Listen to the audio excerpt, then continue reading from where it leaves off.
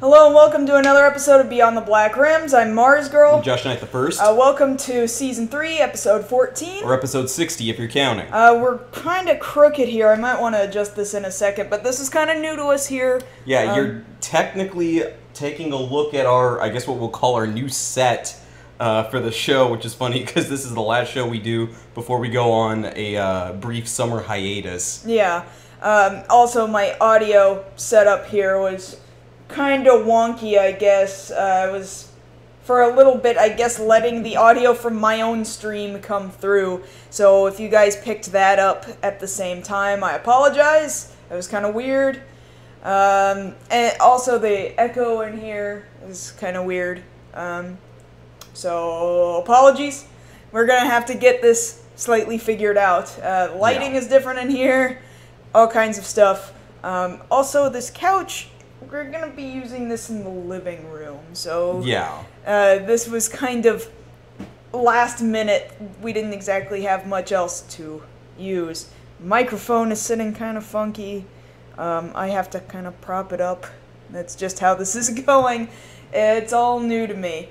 Thank you for the compliments on the hair. I usually don't respond to the chat room during the show, but I want to thank you for that. See, I told you people would pick up on it. Okay, because nobody at work did. That's all I'm saying. Yeah, but your coworkers all keep their heads down most of the time, as they should. No, coworkers seem to comment on anything that they see or hear, so, I don't know. If you want to adjust the picture real quick, I'll go ahead and hold the mic while I'll go ahead and do so just for a second. That's probably a little bit better. A little bit better. Okay. Okay. So, for now, I also want to thank those of you who have been contributing through Patreon. Your help is very much appreciated, and I really wanted to get out one of our 2 parts of the Guyver review this week, but as it turns out, the electricity was turned off over at the apartment where I was still editing footage, and now I've had to bring all my equipment over here, so that has put me in a bit of a delay, but I do want to get it finished up within these next couple of days. Speaking of the Patreons, we did get one more patron this week, so I want to thank Aficionado Chris for also contributing to the project. It means a whole lot that we'll be able to continue doing projects thanks to your help, so thank you very much for that. So, now what else? Well, it was just kind of the funny thing, from having to move all of our stuff together, most people would comment on the fact that, oh, you guys are getting all this stuff set up, you gotta get your china picked out, you gotta pick out your furniture, things like that. Mm-hmm. I'm just overjoyed at the fact that because of our coming together, the way I'm viewing it, my Nerf collection has doubled. Our Nerf collection technically has doubled from one another's. Yes. So that is fantastic. Our armory looks amazing.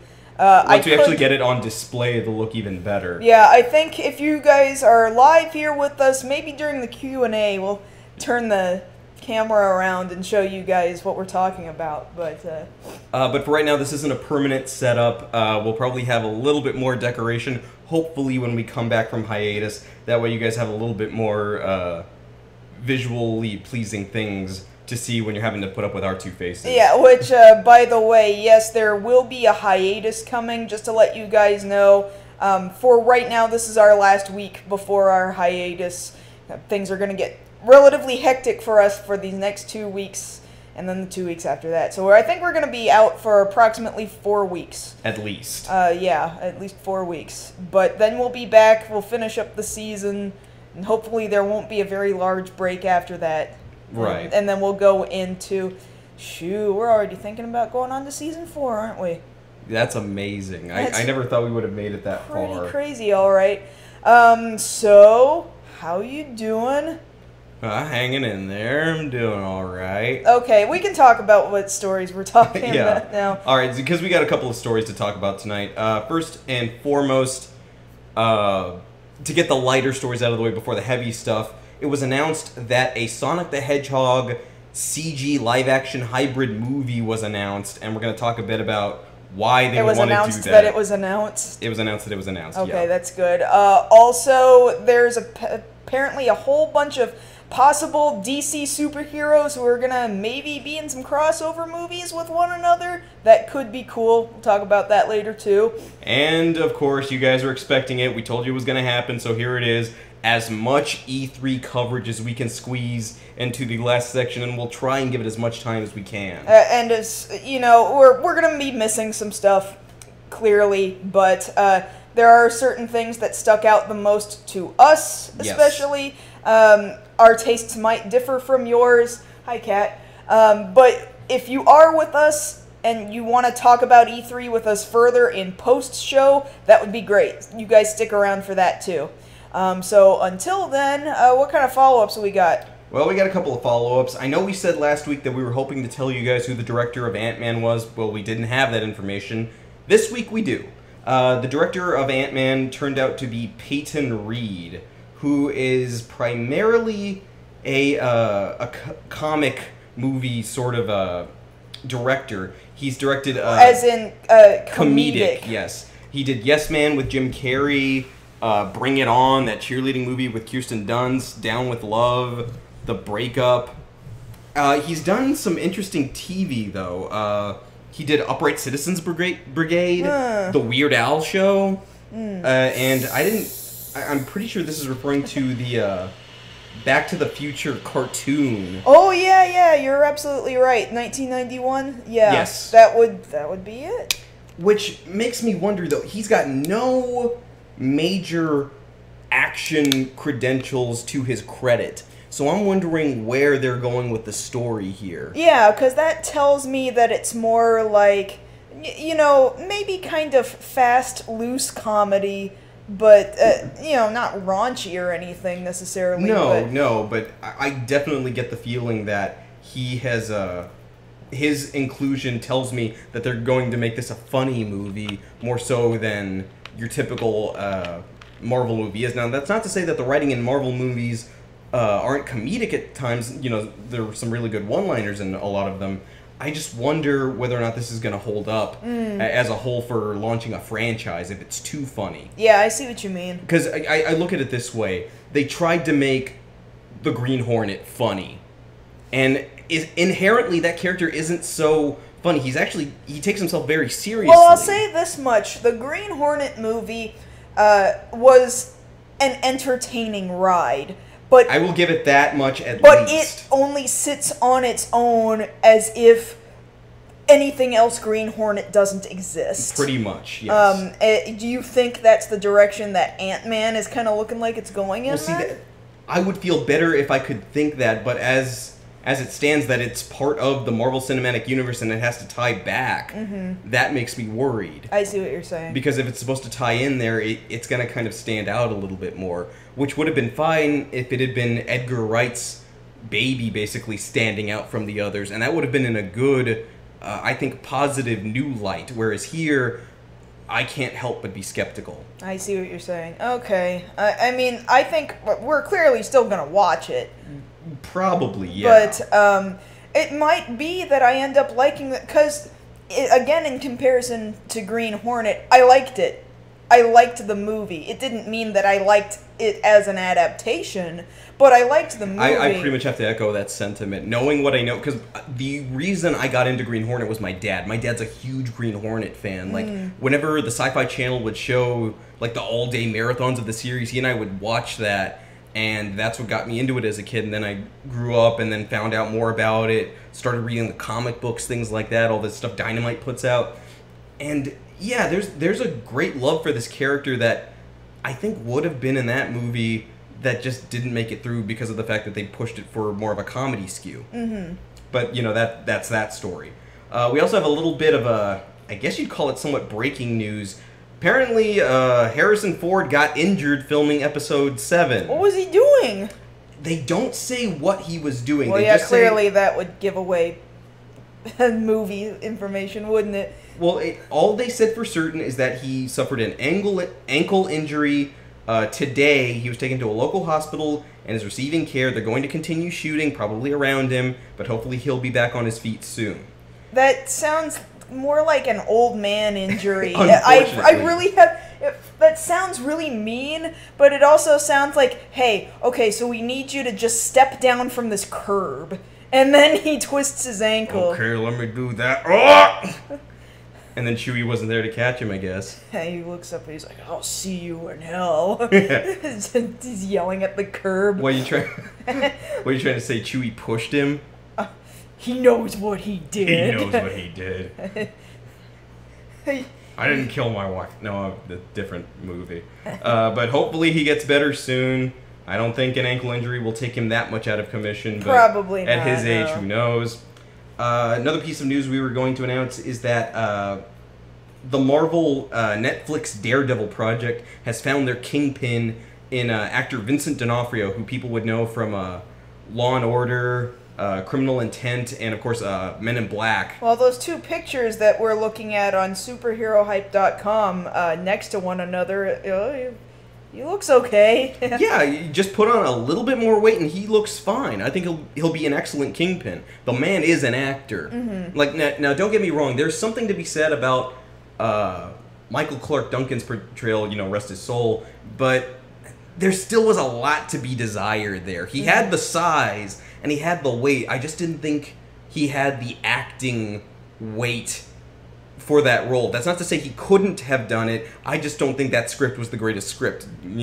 By no means. It was one of the worst scripts. But here, him going up against Charlie Cox as Daredevil, I think will have a fine ground to build off the constant battle between Kingpin taking over Hell's Kitchen, Daredevil pushing that back. Oh, not in my block.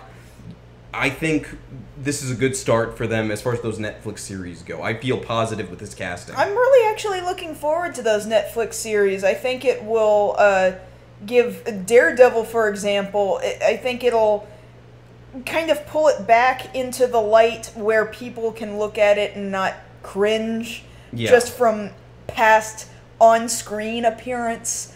Because I think that's what the majority of people who really aren't comic book readers but are more movie watchers, like that's their first impression is they hear Daredevil and they're just kind of But if I really have high hopes about these Netflix series, I'm not gonna lie. Definitely. We don't know necessarily when that's going to debut just yet, but as soon as we know that, we'll let you guys know. Then from there, we have some casting rumors. We talked a little bit about Doctor Strange picking up a director last week with Scott Derrickson. Well, now this week, it looks like the shortlist apparently for the role, and any number of people have been attached to be in this movie as Doctor Strange. The two top names are Tom Hardy from The Dark Knight Rises and Benedict Cumberbatch of Star Trek Into Darkness and Sherlock fame. Now, maybe it's just me, and I know you guys can't see this, but again, from superherohype.com, this photo of Benedict Cumberbatch, he looks especially wall-eyed here. Well, people have commented on Benedict Cumberbatch's weird face for ever since he came into the limelight with, specifically with Sherlock. This weird juxtaposition of either people saying he has a weird face or ladies orgasming over Tumblr over him. It's really, it's either one or the other, or people going wild over him because he looks weird. Yeah. I'm not sure which of those I think is. that you get a little bit of that too with like Matt Smith not having exactly traditional features, well, but yeah, some women just absolutely loving that. Because his face is not symmetrical in the slightest.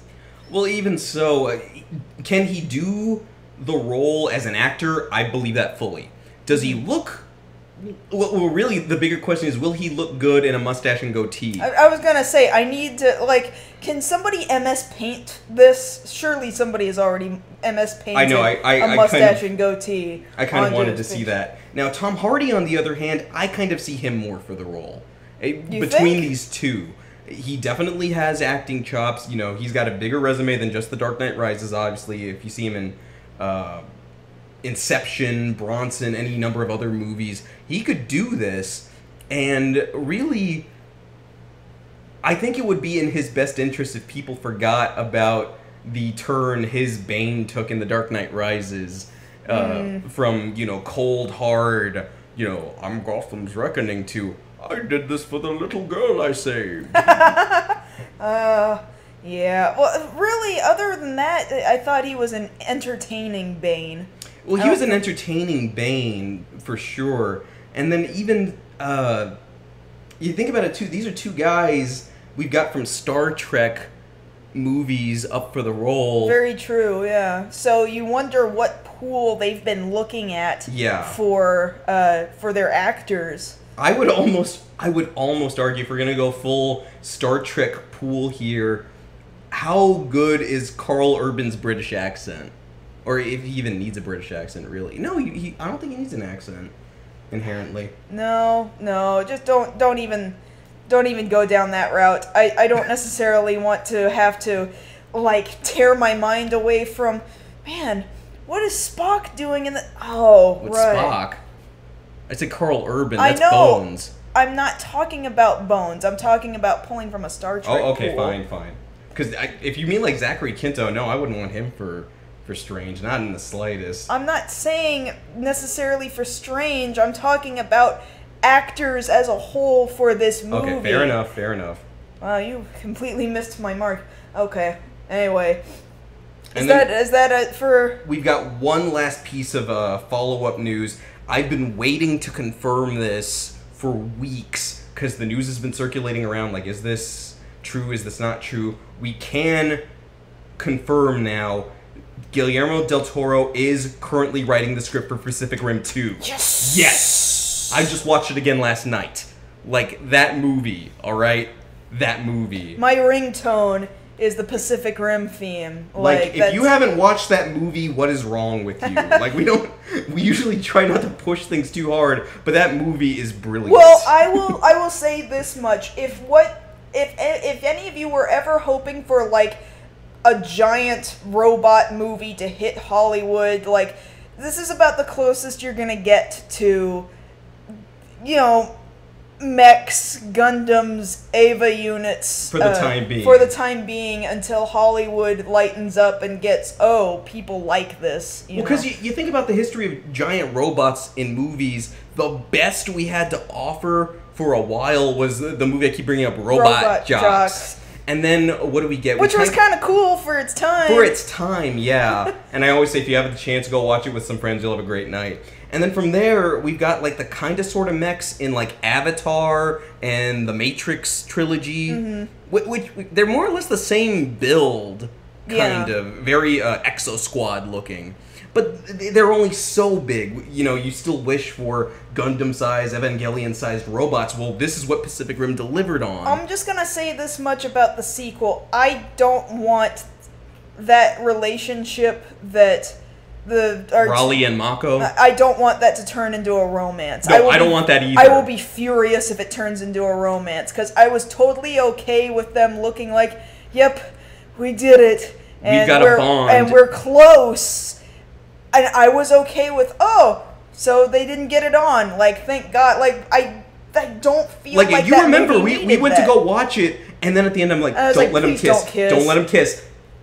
They didn't kiss! And, you know, because it was nice. That change of pace. That, you know, coming up with this idea of drift compatibility. That, you know, the closeness between two people doesn't have to be inherently romantic. Yeah. And they portrayed that beautifully in that movie, I believe.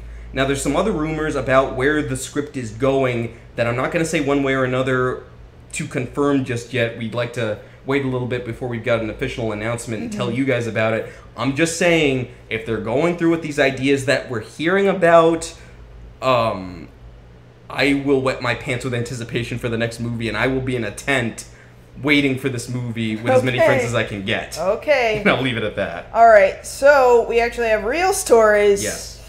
That we probably went on too long with all these follow-ups. Well, we'll go short on this one. We're going to have to cut these follow-ups down, because I think you dig up too many of them. Sorry. It's okay, I forgive you. So, gotta go fast. Gotta go fast. So, Sonic the Hedgehog has had a movie announced. Sony Pictures and Marza Animation Planet are going to be putting out this movie based off the beloved Sega, now sort of Nintendo character. Sort of Nintendo, for the time being. For the time being. For a certain length of time. So, yeah, as we mentioned earlier in the show, this is a CG live-action hybrid that already makes me kind of nervous. I mean, it's not impossible.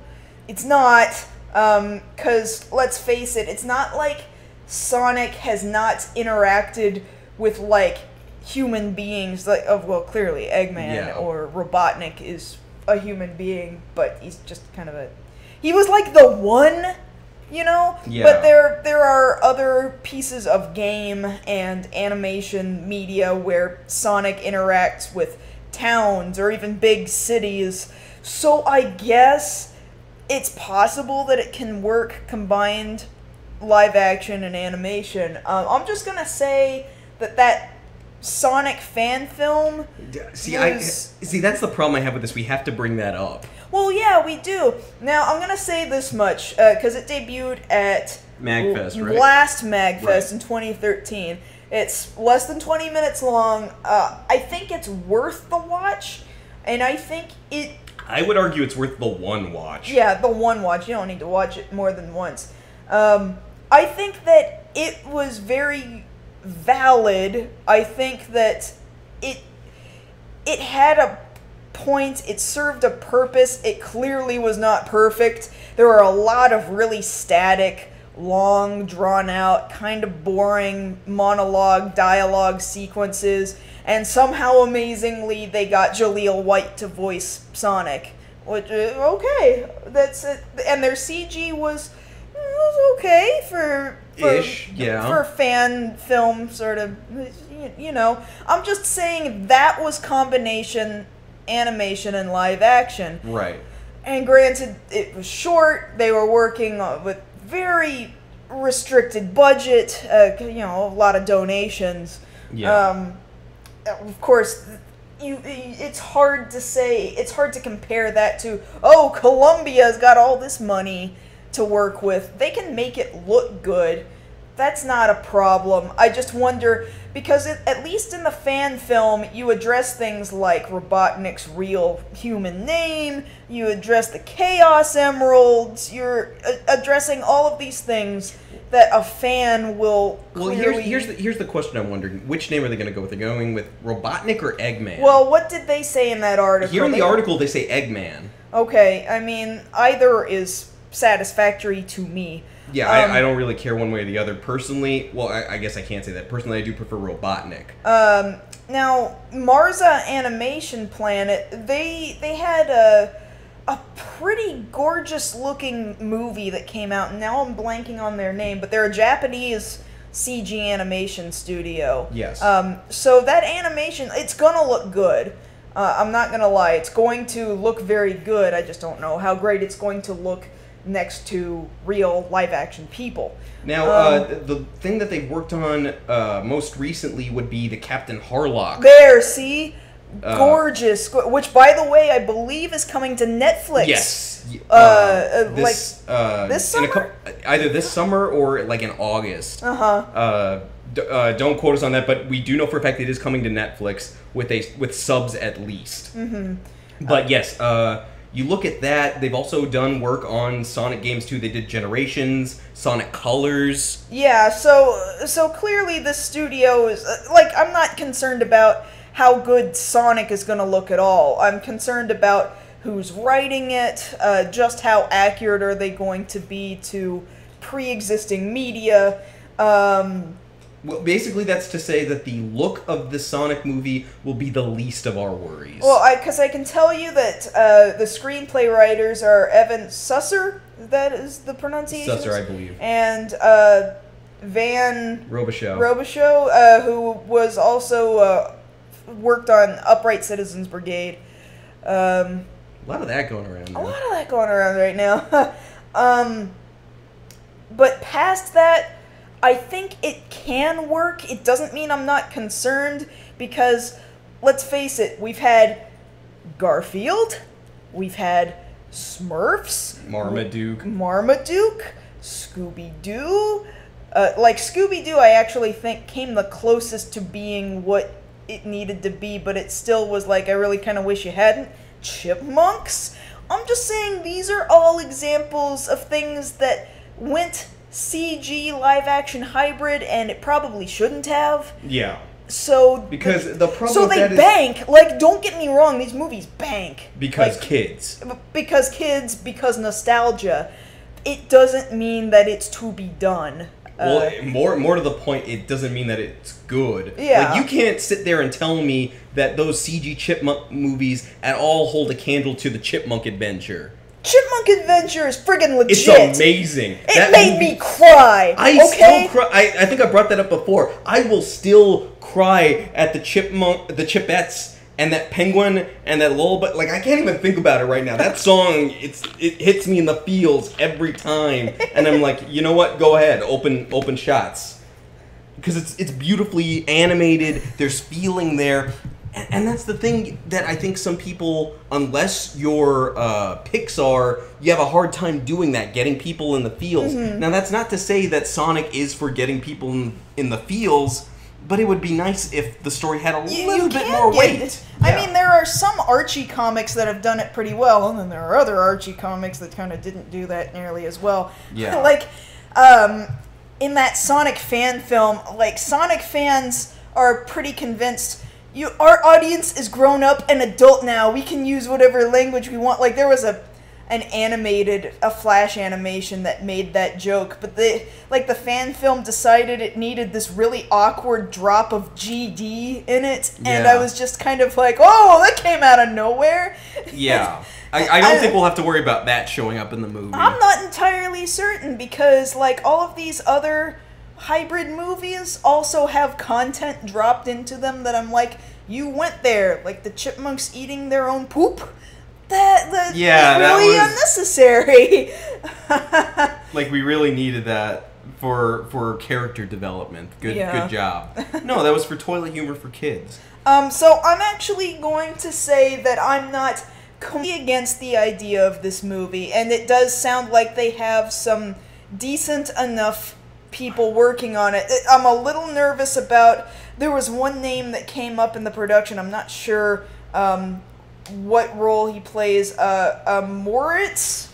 The producer? Yeah. He's also got an adaptation of Goosebumps starring Jack Black coming out well, see, the weird next thing about, year. The weird thing about that is Jack Black is playing R.L. Stine in that movie. Oh, yeah, that's right. It's about, like, R.L. Stine doing Goosebumps. That's but it's kind of weird. a breaking the fourth wall sort of movie, which is completely different from what we're talking about here. Yeah, it's an entirely different... Odds are we'll probably go see it, if only to complain about it. I just know that I don't know that I'll even be complaining about it. Like, I really don't know. All I know is that we've got one friend we will probably drag to go see it, whether he likes it or not, because you gotta go fast, man. Gotta go fast. Gotta go fast. Alright, so next up, you had a story that... Yes, news is coming out today in reference to a lot of DC movie properties that are looking to be announced this coming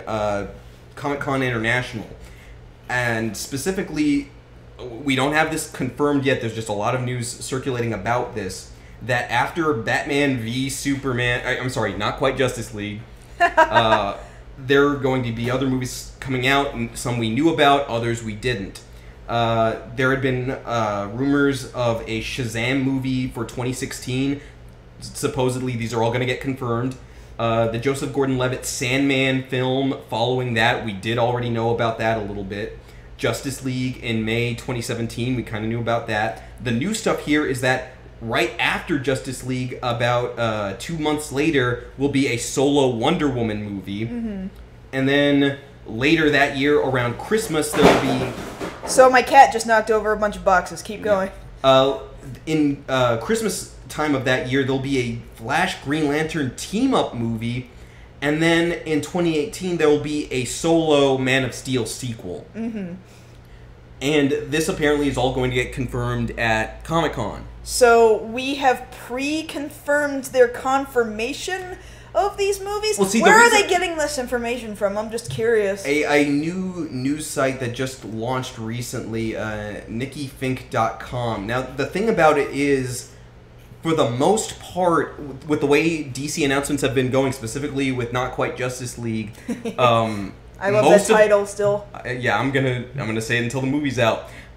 As far as the news that circulates about these movies goes, most of it has turned out to be pretty accurate. Whatever gets leaked is pretty true. Like, people were saying up to about a week and a half ahead of time Wonder Woman was going to end up in the movie. Sure enough, we got confirmation. We had been hearing the rumors, oh, it's going to be a black and gray bat suit. We got our picture. And from there, they were talking about, oh, there's going to be other Justice League characters in the movie. Sure enough, we got confirmation of Cyborg. So I'm willing to believe that these titles might be true. How reliable has this particular website been? Do you have this any website idea? in particular apparently just launched. But it's a partner site for superhero hype? At current, yes. Huh, interesting. If they trust it, I'm willing to trust it. Because usually superhero hype wouldn't share information that's... Superhero hype started off years ago as a specifically Spider-Man movie. They were Spider-Man hype when they first started. Mm-hmm. And then for the years following, they've grown into this very large, reputable superhero movie news source in a consortium of other movie sites like ShockTillYouDrop.com, ComingSoon.net. These sites all work together on specific, topics, whether it's horror movies, movies in general, superhero movies. So I'm willing to believe when they run with a story that it's legit. Okay, I see what you're saying. So then I am as confident as you are. So that brings up, the next question. Once we talk about legitimacy of the rumors, of course, we have to wait until San Diego Comic-Con to know for certain. Let's think about this in a logical sense. Is this going to be good enough for DC? Because people were saying we needed a Wonder Woman movie ahead of Justice League, but they're going to have it immediately after. Well, on top of that, Batman v Superman's coming out first. Shazam beats Wonder Woman. Sandman beats Wonder Woman. Justice League beats Wonder Woman. Then Wonder Woman only comes out before this Flash and Green Lantern team up, who we've seen Green Lantern already.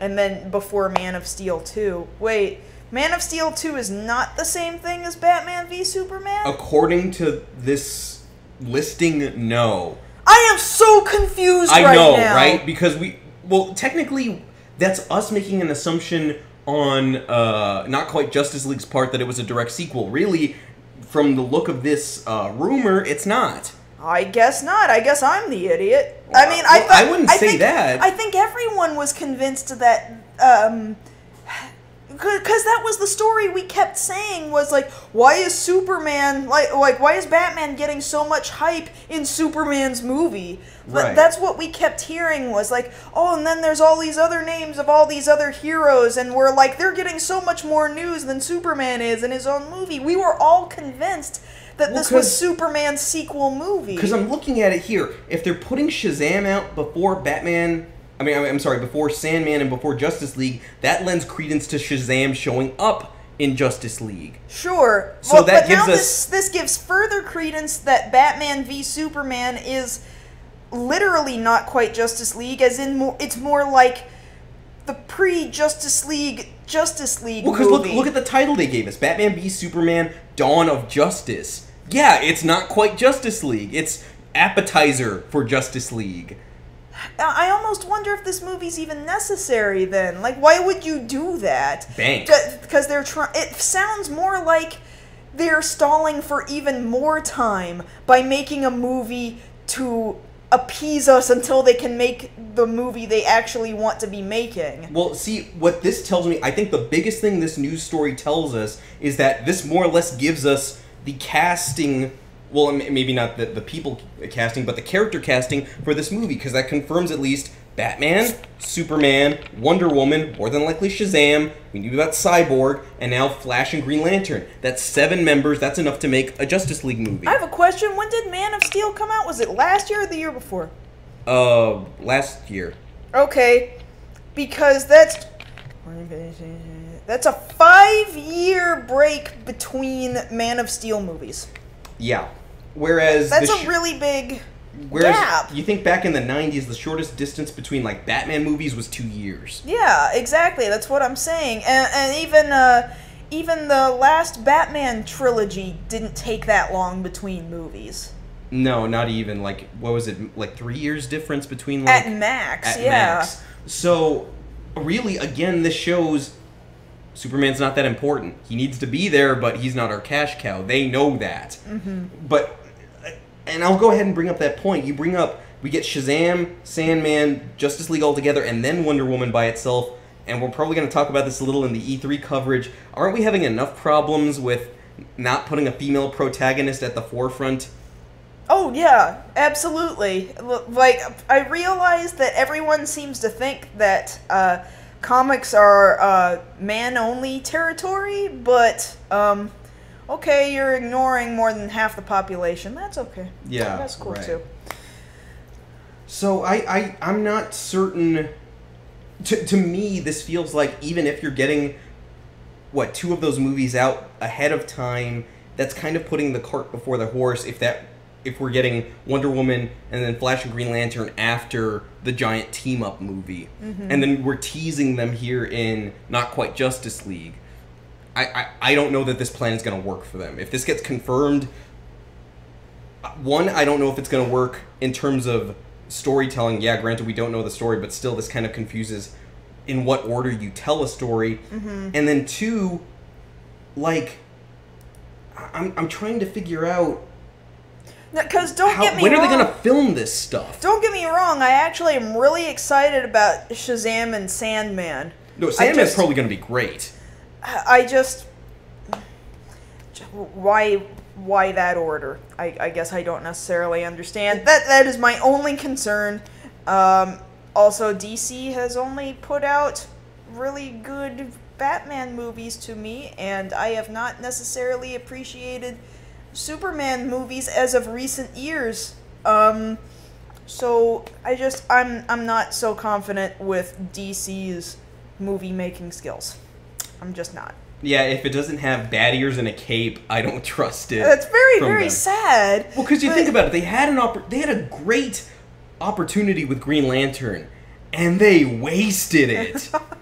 Like, I almost think, like, granted, you can't please all fans, but when there's a pretty strong consensus about things, and if you try and tell them, no, trust us, when you watch the movie, you'll still believe it. You'll see where we were coming from. Sometimes they're right, sometimes they're wrong. As far as Batman's concerned, oh, we don't want Heath Ledger. Nah, he was in all those love comedies. You're like, we don't want that. Watch the movie; it'll prove it. Sure enough, we get proven wrong. He was a great Joker, one of the greatest.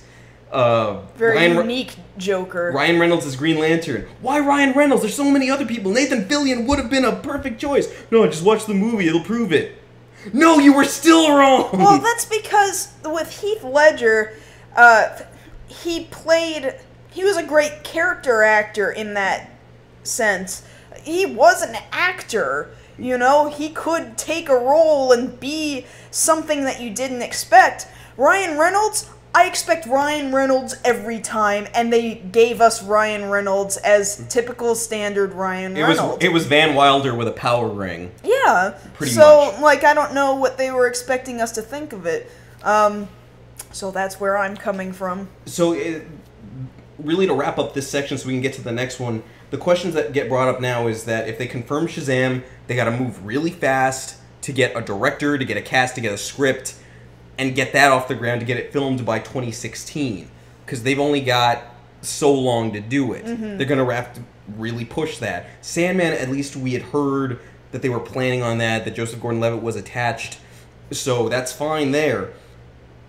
Wonder Woman, at least I'll give them that she's got some time they've got time to get that movie right. Right. And hopefully they will.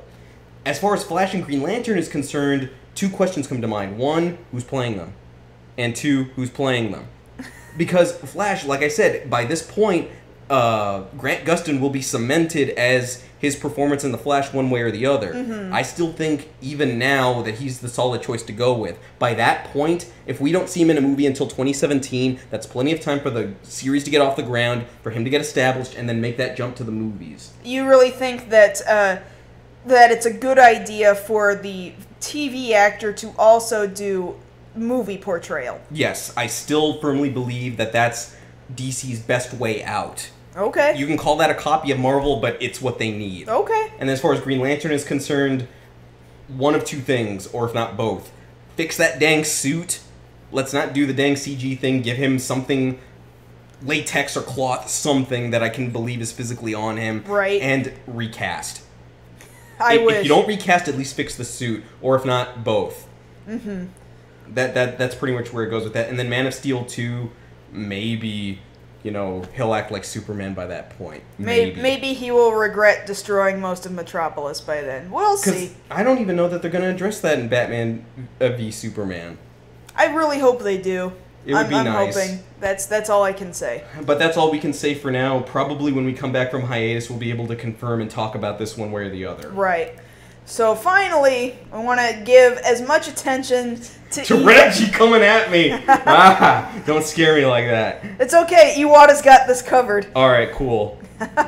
I unfortunately don't have a GIF of the whole fight. So E3 has just wrapped up as we speak, which and boy, do we got news. And I know a lot of you guys have heard a great deal about most of this news already, especially because E3 has been really well documented over these last few years. They do a great job. Each of the three major companies do a great job doing live streams of all of their press events, well, all except for some of these closed events, and then even then people come out and give full reports on what they saw. Like, E3 has still been closed to press only, or people who work within video game related media only, but at the same time it's felt very open to the public for viewing. Because thankfully we've had people like our friend Pro Jared, he's been tweeting out his coverage. They're playing with Monster Hunter and other games that he's got there. So the people that we've got, essentially our inside people, are letting other people know, hey, this is what's real, this is what's up. You got fans in there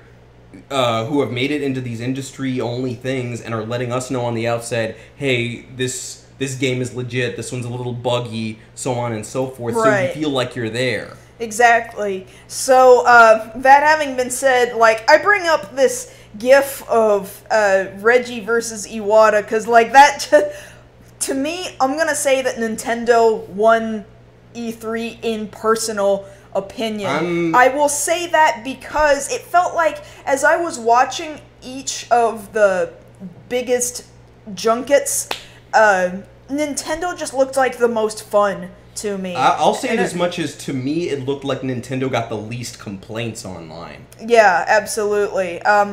This fight that you're seeing, this brief glimpse of, which, by the way, at the beginning of Nintendo's Direct digital event for E3, that fight is freaking amazing.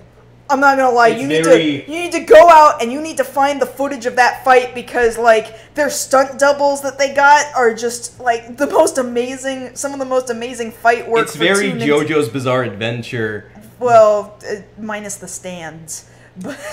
Well, yeah, it would have been the two minus stands and Hamon, but yeah, but I don't know. It would have been interesting if they had gone the full 9 and Iwata had a stand and Reggie had a stand. But what they're here showing, they eventually sit down and they start playing new Super Smash Brothers. And what's great is that Smash is now allowing you to play as your Mii characters, which I think is fantastic, and it's a good idea because they also stated, well, we keep getting all these requests to add all these additional characters, and obviously we can't add all the characters you want, but you can make any character you want, you know? It doesn't have to just be you. Character customization, that sounds even more appealing. Because I've said before, Smash isn't my game, but finally this year, specifically with 3DS getting Smash, now I feel like I want it. Oh, which, by the way, there was that Smash event going around to those Best Buys, and one was here in town. A friend of ours went to it, and he said it was really fun, if really crowded. He said that they looked great, they played great, even the 3DS version looked gorgeous, apparently.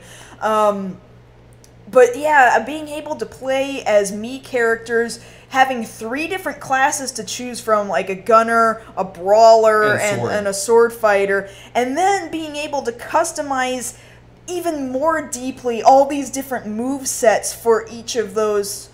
Like, you can create tons and tons of different kinds of fighters within the system. Now, let's not forget. Great. Now, let's not forget the other things that Nintendo announced. We've also got more footage and more news on Hyrule Warriors that we had covered earlier. That looks even better now. Oh yeah, because at first, admittedly, it looked like, well, this is a cash tie-in to both of these franchises, but now it looks like, no, you put some real thought into this, and the developers over at Tecmo Koei were like, I think that our Dynasty Warriors fans are going to have a lot to look forward to, because we're implementing Zelda stuff where you actually have to stop and think, maybe some puzzling kind of action. Yeah. Like it's stuff that's new to Dynasty Warriors, and they were saying, we would really like it if people who are fans of each individual franchise get interested in the other franchise. And off that's of this really game. what I have to compliment, at least the trailer that was shown. It looks like it's a perfect mesh of both worlds. That, where and man, it's equal parts a Musou game and a Zelda game. And man, the playable characters, like, there's a lot of ladies kicking butt. That's all I gotta say. I like most of the sentiment that's coming across. I love it. And then, like, I'm Tons sorry, of Link playable looks so characters. pimp. With that, just adding that blue sash and then seeing him do a spin attack, it's like, oh, that's so pimp. Tons of playable characters, apparently tons that we didn't even see in this trailer, so they're probably all going to be, like, unlockables. I think that's friggin' fantastic. Being able to play as Midna kind of blows my mind. It looks really cool. And there was that other Zelda game that got announced. That was all the big, Legend of Zelda for Wii U. Big and open world, Yes. and apparently not as linear as previous Zelda games. From what I'm understanding, you know, previous Zelda games, it's like, oh, you have now finished this temple over here. Now it's time for you to go back, complete this task, and move on to the next temple. Well, apparently things change depending on where you choose to go. It's kind of more of a Morrowind, Elder Scrolls kind of a you don't necessarily have to go in this one particular direction to finish the story sort of deal. And for that reason, the world is different if you choose to do things in a different order. I like the cell shading kind of look to it that they have kept from the previous game. And then there's this whole thing that people aren't certain of one way or the other if this Link isn't a girl. Well, too anime bishonen kind of look about him. I guess I get that. I think it looks gorgeous. Either way, I don't care. Like, now I'm starting to think about a Wii U. Oh yeah, this the only complaint I had out of Nintendo's section of E3 is that most of these games are like 2015, 2015, 2015, and I'm like, oh, I gotta wait a while. A long time. There was that Squid Ink game. Shoot, why am I blanking on that now? But basically, that game looks really interesting too because it's like paintball. There was that Yarn Yoshi one. Well, yeah, but the Ink Blasters game looked really cool because it's like paintball, but it's like this concept where your character is a squid and you can swim through the ink, but then you go really slowly when you're walking through enemy ink and you're just trying to mark all your territory. That looks really fun too. Moving on to some other games. Splatoon, yeah, that was the name of the game. Splatoon, yeah. I guess the other major thing that was going on, not in the whole thing, of course there was a lot of things, and we're going to try and get to them, was Ubisoft showing their in-game footage of Assassin's Creed Unity. There were so many characters on screen at once. Like not all of them playable characters, but I'm just saying, man, I can remember a time where you tried to fit even half of those NPCs onto a screen and you would get some horrendous screen tearing. Yeah. You know, real big lag. But well, even in a Musou game, specifically, thinking about it. Specifically within Musou games, yeah, but this looks really clean and like holy crap. Like they've really managed to hone in on what a next-gen console is capable of. And it looks great. The problem that a lot of people are having is the fact that Ubisoft kind of stuck their foot in their mouth by giving their excuse for why there isn't any playable female characters or why the main protagonist isn't female, which sounds very blatantly sexist. And I'm like, why would you say that in public? I'm not condoning their actions by any means. I'm just saying you're going to be that stupid about it. Well, because their reasons were what historical accuracy.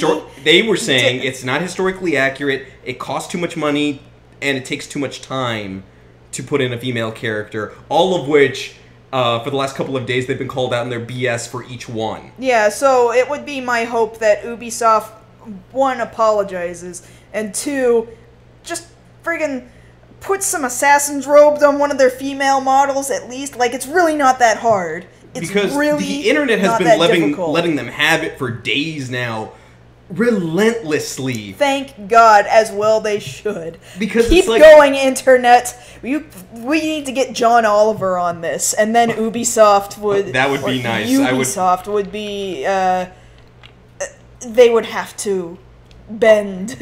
Because it's not like Ubisoft hasn't delayed games before. I think to fix this problem, they had dang well better delay and listen to people's complaints, because this is a legit complaint. Yeah, but other than that, 4-player in the game looks really friggin' good and fun. Better than it did in Brotherhood, by far. It's like leaps and bounds ahead of that. Yeah.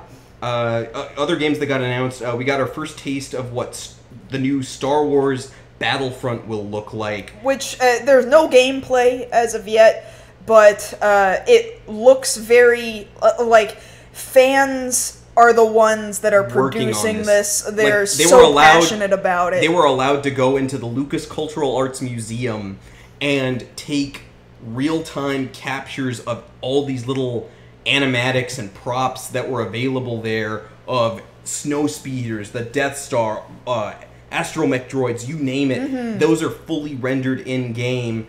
And they went to actual filming locations from the movies. Like, they have gone to every last little possible depth that they could for this game. So I'm hoping that, as it turns out, it's not just all for visual show and that there is gameplay to further back it up. Because I've been saying, I wasn't the best at a lot of games, but Battlefront was one I played a lot. And I still think I can whoop you at old Battlefront. Can you make her not do that? Yeah, I got that. Okay. I still think I can whoop you at old Battlefront. Oh, probably. I'm not saying I'm good at it. I'm just saying I like it. Like a lot of games, I like a lot of games that I'm not good at. Like, it doesn't matter whether I'm good at it or not. I'm probably going to enjoy it, but it's got to be good gameplay. I'm going to wait. Yeah, we're going to have to wait quite a bit of time to get this, but I think with the amount of care that's going into it, it'll be worth the wait. Oh, probably. And then one of the other big ones was more gameplay being released for Destiny from, what was it, Bungie, right? Yeah, and that was what I was waiting to see, was some gameplay footage and some more idea of what the story actually was, because they were hyping it like, this is going to be such a big world, and the elements and the weather are going to be really impressive, and I was like, okay, so it's about what now? Yeah. And now we kind of know, and it looks like it is a really interesting universe that they've built, as well as maybe, like, this much hint of humor and personality in it, just this much, and it's enough to not make it, like, so serious that I would reject it, you know? Yeah, I think it looks a lot more appealing, more people can get behind it now that we've got these trailers, and I'm pretty sure that's Peter Dinklage in there as the little flying robot, so that kind of helps things along there. Now, a lot of the games we just talked about are, like, games you would expect to hear out of E3, like, oh, these feel like video games, but then you also get those games that sneak in there, and it's like, wait, feels in my video game? Like, not to say that there aren't feels in video games, but it's really like these trailers or this footage is going for the heartstrings. Like, we see the trailer for this one, Ori and the Blind Forest. Oh, I wanted to die. I almost started crying just from the trailer alone. Yeah, because you're like, oh, this looks kind of cute. What? Oh, the little black thing is caring for the little white thing. Oh, they're friends. Oh no, he's dead? No. No, my heart's, like, already broken. Yeah. And I'm like, but it looks beautiful. Yeah. Like, it looks like it could have been a movie. You know, out of the like your Don Bluth movies, that looks right up there alongside it. And then you also get, I think it was Ubisoft also putting out this Valiant Hearts. Oh god, that little dog. No. I don't know if I can do that. I really don't know. Like, see, cinematically, they look like they're gonna tell great stories. But as far as gaming goes, you said you didn't want to do it. Because it's like, alright, I'm playing this video game, but I don't know if I'm having fun doing it or not. Like, I don't know if I can do it. I really don't know. I do want to hurry up and get to just list some of these other titles that we really thought were interesting. I'm going to throw out Kingdom Hearts 3, because it was snuck into the end of the 2.5 remix trailer, and it's just vague enough to probably hinting at Keyblade War crap. Which is all I want. It's the opposite of what I want, to be frank. Okay, Frank. Then we saw some more gameplay footage of Sunset Overdrive, which to me feels like, to me at least, like kind of a spiritual successor to Jet Set Radio in the way it's very bright. I disagree with that, just because it's just not the same kind of game at all, but I see what you mean in grinding around on things. That is about the closest I would say that comes to it. Still looks like it's going to be a lot of fun. See, there was No Man's Sky, this really high concept sort of, you're, I guess, in a spaceship flying past dinosaurs and also shooting down other spaceships, and everybody seemed to really be impressed by it. I don't know what it's about. I can't be impressed by it yet. All I know is that there are spaceships and there are dinosaurs. I don't know why you are doing what you are doing, but I will wait for more information. We got really dark sort of video games like The Order 1886 or Bloodborne, which both, like, if I didn't know it any better, I'd say they were the same game, with some slight differences. Like, Bloodborne is supposed to be like the successor to the Dark Souls franchise, and then The Order 1886 is just like grimdark steampunk guys fighting off werewolves. And it's like, that doesn't really appeal to me. I'm sure that appeals to a lot of other people, but, you know, whatever. And then you've also got, like, Tom Clancy's The Division, and we kind of got the same gameplay footage that we got last E3 from it. Just about, yeah. They're just in a different locale. Like, rather than being outside an abandoned building, now they're outside of big city abandoned buildings, and it was the same kind of, alright, hey, I'm bringing this other guy in. Okay, great. Hey, get out of the way, I gotta shoot this thing. No, I can't do it. Oh no, he's coming behind me, shooting at me. Alright, let's set up our skills. And I was like, yeah, okay, this is last E3 again. Alright, that's cool. Yeah, way to recycle. And then they also announced, what was it? Dawn of the Rise of the Day of the Tomb Raider? Or whatever. Rise of Tomb Raider is... looks kind of bleak, kind of like the previous Tomb Raider, but, you know, maybe it'll be okay. I'm sure it'll be fine. Yeah, I wanted to briefly throw out that there was going to be a Halo Master Chief Edition collection pack, which is like all the previous Halos all in one, and it will probably be expensive, but you know what? That's what I'm going to purchase. I don't blame you. Because I actually do not own the previous Halos, but that would give me an excuse to play and finish and beat them. Yeah. And it also has some of the original multiplayer aspects, like Halo 2's multiplayer aspects, with things left unchanged from what they were. Yeah. Back admittedly, in Halo I stopped 2's it. Admittedly, I stopped at Halo 2 because I didn't have proper gaming ability for Halo 3. And then we got a little bit of footage from the next Mass Effect game. Little tiny bit. Tiniest bit, but you can tell that there's really more stories to be told within the Mass Effect universe, which I think is a great idea because it is such a big, expansive universe, and we don't have to necessarily focus on these same characters that we were focusing on before. I think that's going to be a really good idea. Yes. And it'll be really fun to see how that grows, because I ended up being a really big Mass Effect fan as well. And I've been growing as a Mass Effect fan as a result. So I know we only briefly touched on a whole bunch of things. We are at the end of our program, but if you are with us here live, we can totally talk more about E3 in our post-show if you want to ask us questions or to have us give opinions on anything else that you guys really liked. For now, we're gonna have to wrap things up, and to you patrons, again, you guys are getting this first before anybody else on YouTube. I accidentally left this past week's episode privatized for you guys for just about the whole week. So that's a bonus. That's a bonus for you guys, I guess. But yeah, you guys are getting it first before anybody else, and to the rest of you guys on YouTube, you're still getting it. Clearly, you're going to be watching it now.